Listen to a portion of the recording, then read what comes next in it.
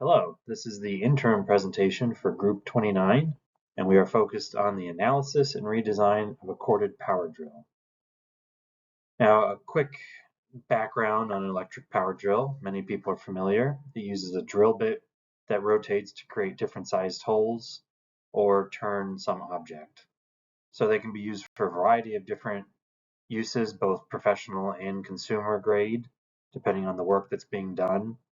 And really the design of it is highly dependent on that application and whether or not it needs a larger or more stronger motor for additional use cases or something a little simpler for the home consumer.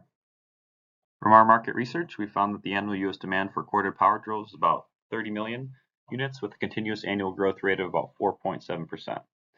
With this information, we estimate our annual production volume to be about 100,000 units, which we felt would be a good initial volume to get our product into a very competitive marketplace. We identified two customer sets for our product, one industrial or professional users on construction job sites and manufacturing facilities, and the other residential or DIY users. Each customer needs a reliable product to aid in drilling and fastening applications. Where our customer needs differ is in the power and durability of the product. In the professional or industrial setting, the user needs a robust, powerful tool to withstand everyday use cases and power through more substantial fastening and drilling applications. The home or DIY user does not use the product every day and are not as hard on the equipment, so they are looking for a lighter, easy-to-use product. This slide shows an exploded view of our product assembly with an accompanied parts list. For our product, it is important to note that we will be treating our rotor subassembly number 4, which includes the motor and main drive shaft, as a single component.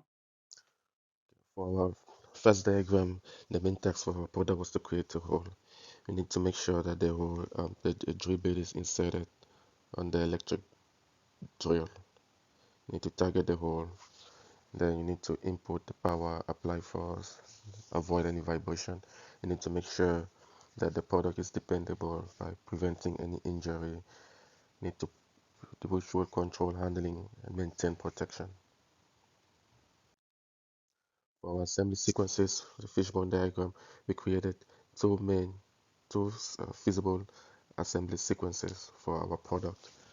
So on the top branch are the main assemblies, and underneath the sub assemblies for the product. The main differences between assembly 1 and 2 is that the sub X sub assembly will be brought together before the bearing box sub assembly.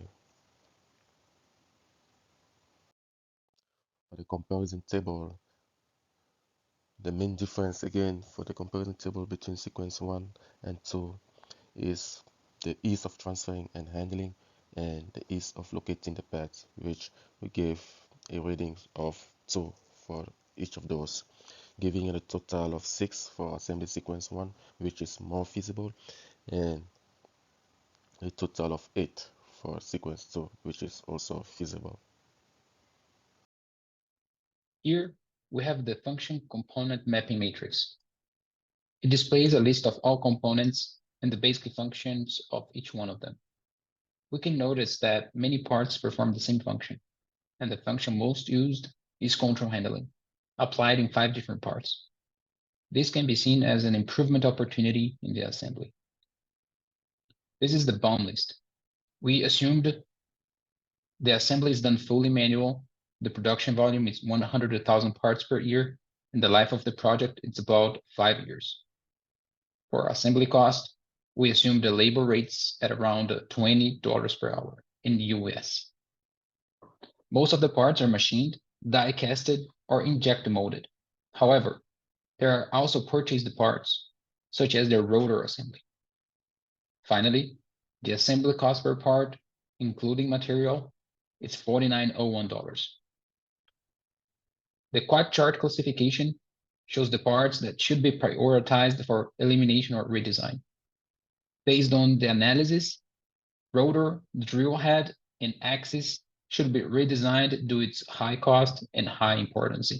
Based on the fast diagram, the functions that differ between the customers are control handling and input power. Then the associate modules on the drill will be the body, each half of the body that we are calling body A and body B, and the motor that is a part of the rotor subassembly. There are two main differences between the products for the primary and secondary customers. The first is the rotor, which is larger and more robust for professional users. By making this change, the user will be able to use this product for a larger variety of tasks. The second difference is within the body assembly.